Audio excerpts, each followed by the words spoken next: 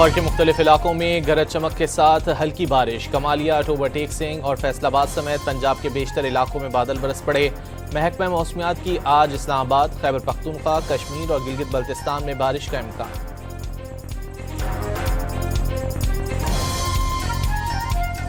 हम इस बारिश के पेश नज़र जो अपर कैचमेंट में हैं और प्लस जो नॉट ऑन ऑफिशियल चैनल्स लेकिन थ्रू अनऑफिशियल और जो इंडियन सोर्सेज हैं वहाँ से ये है कि हमारे पास तकरीबन अगले 48 घंटे में ये जो 20,000 हेड बराला पे है ये अल्टीमेटली 1 लाख से 1.5 लाख के करीब पानी पहुँच सकता है।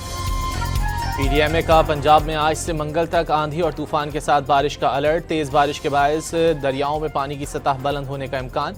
भारत से एक बार फिर पानी आने का खदशा। बारिश और भारत की जानिब से पानी छोड़े जाने पर हेड मराला पर 1 से 1.5 लाख क्यूसेक का रेला मुतवक्के।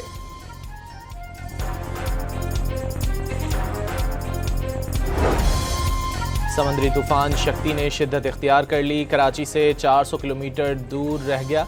आइंदा 24 घंटे में जुनूब मगरिब की जानिब बढ़ने के बाद रुख बदलेगा।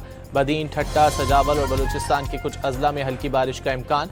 समंदर की लहरें इंतहाई बुलंद हो जाएंगी। माहीगीरों को गहरे समंदर में ना जाने की हिदायत।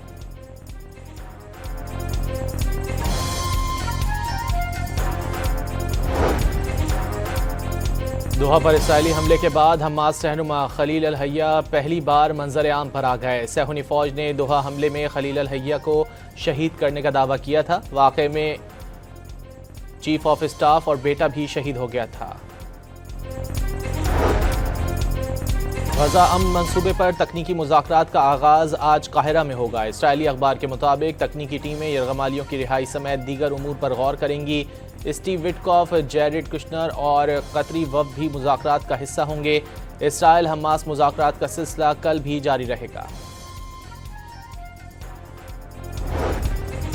सदर डोनाल्ड ट्रंप के मुताबिक बातचीत के बाद इसराइल ने इनखिला की इब्तिदाई लाइन पर रजामंदी जाहिर कर दी। हमास को भी आगाह कर दिया गया।